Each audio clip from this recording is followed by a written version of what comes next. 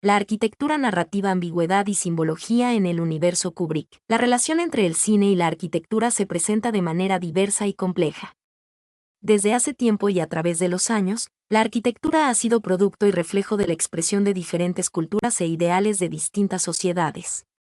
Con la aparición del cine, de la mano de George Méliès, en 1895 aproximadamente, las dos disciplinas se han complementado de manera recíproca. Méliès recurría a crear escenografías especiales para narrar y dar contexto a las historias, y por supuesto dotarlas de escala. Estos espacios comenzarían a adquirir cada vez más relevancia y protagonismo al momento de rodar una película. La arquitectura narrativa tiene como objetivo investigar el uso de la arquitectura en la filmografía de Stanley Kubrick, edificios, paisajes y elementos arquitectónicos que adquieren una función narrativa y simbólica.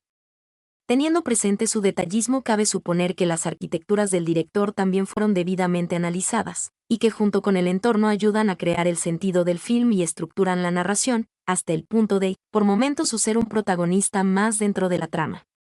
La investigación se centra principalmente en 2001, A Space Odyssey 1968, A Clockwork Orange 1971 y The Shining 1980. Las mismas son analizadas siguiendo una metodología que intenta disgregar la película en escenas, interpretar el contenido tomando en cuenta una arquitectura interna y relevar arquitecturas aparentemente significativas. Introducción. En Film Architecture from Metropolis to Blade Runner, Dietrich Neumann 1996 afirma que existen tres maneras o tipos de relación entre el cine y la arquitectura. Por un lado, el cine es un reflejo o comentario de la arquitectura y la ciudad contemporánea. En este primer caso, el cine utiliza las escenografías arquitectónicas para construir ambientes o enfatizar situaciones y, en su reverso, cada director parece emitir una opinión sobre la propia ciudad y la arquitectura construida. Los bloques vidriados en Playtime de Tati o los suburbios industriales en Antonioni son marcos para la comedia o el drama, pero su inserción en la trama de la película nunca deja de ser un comentario acerca del mundo de la arquitectura y su capacidad para cobijar nuestras vidas. En segundo lugar, Neumann destaca la existencia de un campo de prueba para las visiones arquitectónicas innovadoras. Tal es el caso de las películas de ciencia ficción donde las arquitecturas constituyen un género con valor propio y un laboratorio donde experimentar las ideas más arriesgadas de la disciplina. Por último, el autor ubica algunos trabajos de taller, trabajos que investigan la relación entre la arquitectura física y su representación cinematográfica, es decir, que investigan cómo las características de un espacio dado influyen en su propia filmación y viceversa, cómo un tipo de filmación particular puede manipular nuestra percepción de un espacio grabado. Neumann, 1996. Ahora, en este caso, el cine es un banco de pruebas para el conocimiento disciplinario en el campo perceptivo. El presente trabajo busca investigar acerca del uso de la arquitectura en la filmografía de Stanley Kubrick. En este sentido, la hipótesis fundamental que alienta la monografía afirma que la aparición de edificios, paisajes y algunos objetos notables en la obra de Kubrick, es decir, de todos aquellos elementos que podemos identificar por su cualidad arquitectónica, corresponden a la primera modalidad apuntada por Neumann. La arquitectura en Kubrick cumple un rol preciso a la hora de caracterizar películas y escenas. Algunas veces corre paralela al drama. Otras parece proponer un contrapunto y en muchos casos los ambientes y edificios adquieren una dimensión central y casi absoluta que los convierte en protagonistas de primera línea. Si Stanley Kubrick logró construir en torno de su figura el mito de que no existe detalle alguno dentro de sus películas que no fuera debidamente calibrado y controlado, entonces cabe asumir que las arquitecturas de Kubrick también pasaron por la criba y fueron debidamente analizadas por la mirada obsesiva del director. Por lo pronto, este trabajo asume como hipótesis instrumental que las arquitecturas en Kubrick fueron debidamente controladas por el director como los actores o el guión, es decir, que la arquitectura forma parte de los materiales expresivos de su caja de herramientas. Para realizar este estudio de las arquitecturas en la obra de Stanley Kubrick se creyó necesario reseñar primero la biografía y filmografía del autor para luego detenernos en algunas de sus producciones más representativas. 2001, A Space Odyssey, A Clockwork Orange y The Shining. Las tres películas son analizadas siguiendo una metodología que de alguna manera se fue construyendo en la medida que avanzaba la investigación. En primer lugar, se buscó desmontar la película en escenas. En segundo, ensayar algunas interpretaciones de su contenido teniendo presente la estructura del relato, de esa especie de arquitectura interna que organiza cada historia lineal aunque para el caso maneja inquietantes simetrías y retornos laberínticos. Por último, se intentó relevar las distintas arquitecturas que parecían significativas para el argumento de cada película, utilizando un cuadro de 3 escalas: el paisaje, los edificios y algunos elementos de menor tamaño, como ser monumentos, utensilios o simples objetos. Estos elementos arquitectónicos puestos en sincronía con las escenas y a la luz de la estructura del relato permiten construir un cuadro, que sin llegar a ser una interpretación, al menos son el paso previo donde surgen los primeros contornos y sugerencias. El primer problema que se debe abordar antes de analizar la filmografía de Kubrick consiste en determinar exactamente cuál es la capacidad de construcción de significado que posee la arquitectura. La pregunta parte de la base que si para Kubrick la arquitectura forma una porción del conjunto de datos fílmicos con el que transmite significados, entonces se debe entender en qué medida los escenarios arquitectónicos son capaces de asumir los contenidos, o bien, cómo es el proceso que carga de significado a unos objetos de arquitectura. En todo caso corresponde a la semiología ayudar a encontrar la respuesta. En la estructura ausente, Umberto Eco expresa: si la semiótica no es solamente la ciencia de los signos reconocidos en cuanto a tales, sino que se puede considerar igualmente como la ciencia que estudia todos los fenómenos culturales como si fueran sistemas de signos. Uno de los sectores en el que semiótica encuentra mayores dificultades, por la índole de la realidad que pretende captar, es la arquitectura.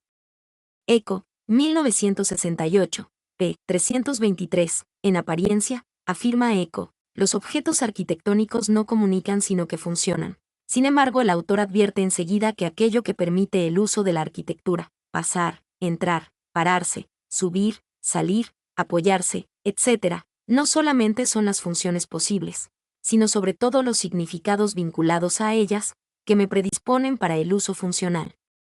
Eco, 1968. Incluso en su nivel más elemental, la arquitectura siempre es un sistema de signos que sobrepasa lo meramente funcional. Para Eco existen 2 niveles de significado que determinan la semántica de la arquitectura. Un primer escalón donde la arquitectura denota su función, es decir, donde indica sus posibilidades de uso, y un segundo en el que connota valores y significados asociados a ella.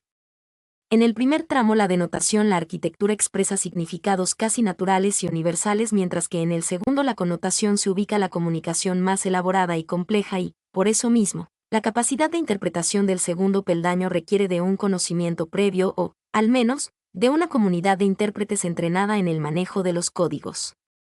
Eco, 1968, una bóveda ojival del gótico, señala Eco a modo de ejemplo denota la función de sostén y sobre el punto se puede llegar a una opinión unánime, pero también, el arco ojival para el mundo gótico tiene un valor simbólico específico, religioso espiritual, un valor connotado solamente percibido por un público entrenado. A partir de la lectura de Eco y volviendo al problema del presente trabajo, se podría concluir que los objetos arquitectónicos, y para el caso los objetos arquitectónicos en Kubrick, indicarían de por sí solos algunas condiciones de uso. Un pasillo de los que abundan en la filmografía del director señala la conexión entre lugares, y una puerta la posibilidad de entrar o salir. En este nivel de la denotación los datos son tan elementales que apenas si determinan un significado elocuente. El punto de interés cae entonces sobre aquellos aspectos que Eco definía como connotados, sobre los significados segundos que permiten asociar formas con niveles más profundos de elaboración. Pero como el propio autor lo advertía, el nivel de la connotación supone un acuerdo cultural y en este caso es imposible saber con un mínimo grado de certeza el significado que podían tener los objetos arquitectónicos, y cada uno en particular, en la obra de Kubrick. En el caso de que los tuvieran. En este punto la investigación decidió indagar sobre 2 nuevos frentes aunque solo fuera para detenerse en la enunciación del problema. Volviendo a Eco, cabe afirmar que si las formas de la connotación son infinitas por definición, al menos se puede explorar sobre algunas culturas de la connotación definidas y estructuradas. La primera estaría formada por algunas codificaciones que intentan ligar la arquitectura y la iconografía con la cultura simbólica. Por ejemplo, los trabajos de Ernst Young y Eduardo Cirlot. La segunda, por la propia historia del cine y sus antecedentes en el teatro. Para Cirlot en arquitectura existen 2 niveles de simbolismo que casi coinciden con la denotación de Eco aunque su alcance es muy diferente.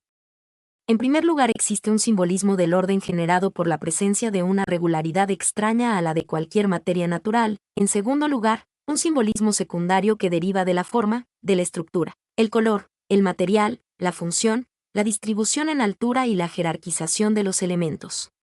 Cirlot, 1997. Para Cirlot, el simbolismo geométrico y el juego de semejanzas y contraposiciones que surgen de la combinación de formas elementales adquieren ya no solo capacidades simbólicas, sino además se encuentran arraigadas en las estructuras más profundas del ser humano. Desde el sigurat babilónico a las pirámides egipcias y los templos escalonados de América Central, pasando por los griegos y etruscos, el románico y el gótico, Cirlot entiende la existencia de un significado encriptado y universal, un simbolismo geométrico complejo que engloba la pirámide y la escalera, gradación, como también el elemento paisajístico. Cirlot, 1997. El simbolismo de Cirlot resulta muy cercano a la tradición simbólica que Ernst Jung intentó rescatar a lo largo de su extensa obra, aunque más centrado en la iconografía. Para Jung existía una amplia cultura de los símbolos sedimentada a lo largo de los siglos que se expresaba sobre múltiples manifestaciones para dar forma a un legado ancestral, a una interpretación constitutiva de lo humano capaz de sobrevivir en el mundo de la razón. Para Jung, la cultura simbólica se reencarna eternamente por debajo de las interpretaciones racionales y asoma en el centro mismo de nuestras conductas e interpretaciones cotidianas. Batimo et al. 1992.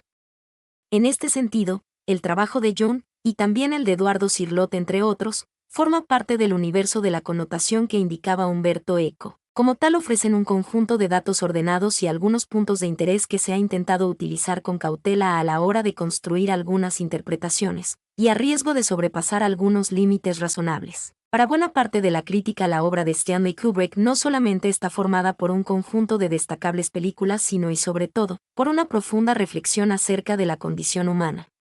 Para Kubrick, como para Antonioni, Peckinpah, Fellini e incluso Chaplin, el cine fue un vehículo adecuado para poner en escena aquello que nos determina como seres humanos. En este sentido, las indicaciones de Jung y Cirlot pueden venir al caso, y esto a falta de mayor conocimiento sobre las influencias de la filosofía en el director. El segundo archivo de elementos de connotación proviene de las relaciones históricas entre arquitectura y cine que tienen sus antecedentes en las escenografías arquitectónicas del teatro a partir del Renacimiento. El cine, como cualquier otro lenguaje, nunca deja de ser un diálogo eterno consigo mismo, entre otras cosas porque el público cinematográfico, y el de Kubrick en particular, participa de la cultura fílmica. Sin embargo, este filón de análisis es prácticamente infinito y es completamente imposible de ser abordado sin contar con datos de primera mano que indiquen con cierta precisión cuáles fueron las referencias culturales que pesan sobre el director. En este caso, el trabajo se limitó a hurgar conexiones obvias y a lo sumo comparar películas del mismo género y tópicos muy elementales. Mi nombre es Demim, soy tu asistente personal. Mi sitio en internet es demim.es.tl.